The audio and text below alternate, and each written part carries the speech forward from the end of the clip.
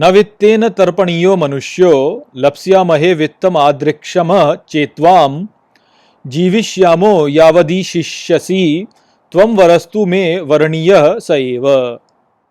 नमस्कार मित्रों, ये जो मंत्र है ये कठोपनिषद के प्रथम अध्याय की प्रथम वल्ली का 27वां मंत्र है, जिसे हम आज गहराई से समझेंगे। तो आइए सबसे पहले इसके अर्थ को समझते हैं। तो जो मंत्र है वो कहता है, न वित्तेन तर्पणीयो मनुष्यो, अर्थात धन संपत्ति द्वारा मनुष्य नहीं संतुष्ट होता।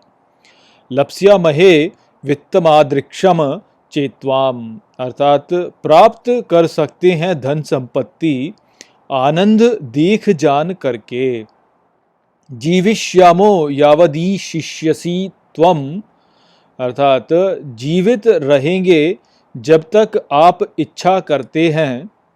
वरस्तु में वरणीयः स एव, अर्थात किंतु वर मेरे लिए प्राप्त करने के लिए वह ही है। तो यहाँ पर नचिकेता यम से आगे कहते हैं कि धन संपत्ति द्वारा मनुष्य कभी संतुष्ट नहीं होता, और धन संपत्ति यदि हमें चाहिए भी तो हम उसे आनंद को समझने के पश्चात भी प्राप्त कर सकते हैं, और जीवित तो हम केवल तब तक ही रहेंगे जब तक कि आप इच्छा करते हैं। इसलिए जो ये वर आपने मुझे बोले थे कि ले लो, ये मुझे नहीं चाहिए। मेरे लिए तो वह ही वर उपयुक्त है कि मैं मृत्यु को ठीक प्रकार से समझूं। तो यहाँ पर नचिकेता जो है वह यम को फिर से वह ही कह रहे हैं कि भाई तुम अपने जो ये वर हैं जो आप मुझे प्रदान करने के लिए कह रहे थे कि तुम संसारिक सुखों को भोगो, उनको मुझे मत दो। मैं उनको नहीं करना चाहता। मेरे लिए तो यह ही वर जो है ये उपयुक्त है कि आप मुझे मृत्यु के विषय में समझाएं, क्योंकि यदि आप मुझे धन संपत्ति दे भी देंगे तो मुझे उनसे संतुष्टि प्राप्त नहीं होगी।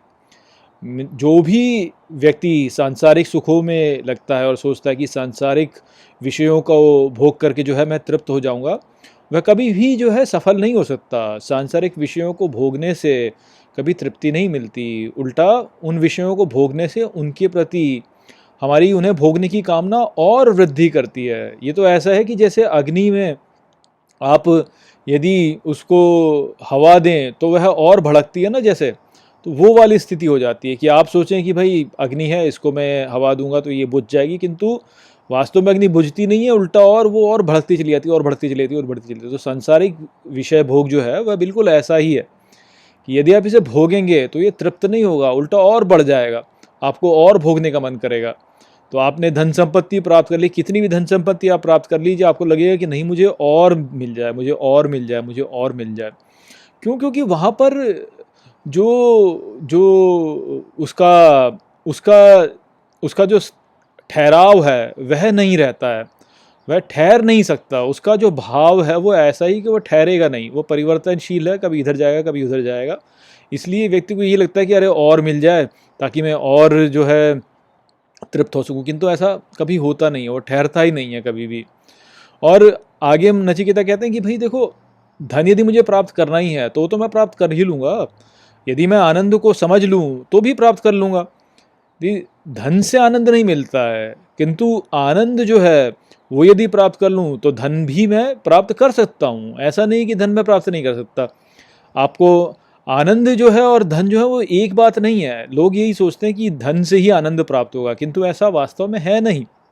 धन से आनंद नहीं प्राप्त होता है, आनंद धन से स्वतंत्र है। और आनंद यदि आप प्राप्त कर लें तो ऐसा नहीं कि आप धन नहीं प्राप्त कर सकते, आप धन भी प्राप्त कर सकते हैं जब आप आनंद को प्राप्त कर लेते हैं। तो ऐसा थोड़ी है कि आपने आनंद प्राप्त कर लिया तो बस अब आप धन नहीं प्राप्त कर सकते, ऐसा तो है नहीं। आप यदि आनंद प्राप्त कर लेंगे तो भी धन प्राप्त कर सकते हैं। तो इसलिए नचिकेता कहते हैं कि भाई धन तो मैं तब भी प्राप्त कर सकता हूँ यदि मैं आनंद को प्राप्त कर लूँ, किंतु ऐसा नहीं है कि मैं धन से आनंद प्राप्त कर लूँगा। धन से आनंद प्राप्त नहीं होता। तो इसलिए मुझे तो आनंद जानना है, मुझे ये धन से में रुचि नहीं है, और धन मुझे प्राप्त करना होगा तो आनंद को प्राप्त करने के बाद भी मैं उसे प्राप्त कर लूँगा।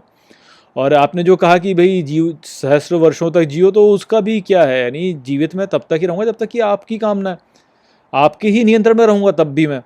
परंतु मैं तो स्वयं के नियंत्रण में आना चाहता हूँ कि भाई मैं मृत्यु के परे ही चला जाऊँ। तो इसलिए आपके अधीन रहने में तो कोई बात ही नहीं है ना। आप मुझे वो समझाओ जिससे कि मैं आपके पराधीन रहूँ ही नहीं, मैं आपसे परे चले जाऊँ।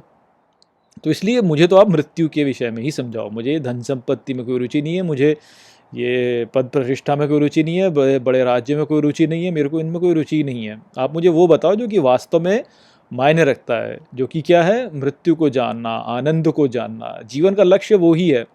मूर्ख ही हैं जो कि जो है यहाँ पे संसार में जो है धन संपत्ति के पीछे भागते रहते हैं और सोचते हैं कि मैं इसे और इकट्ठा कर लूँ और इकट्ठा कर लूँ। इसे आप जितना इकट्ठा करते जाएंगे आपका और मन करेगा कि और इकट्ठा कर लूँ, तो इसका कोई अंत नहीं है।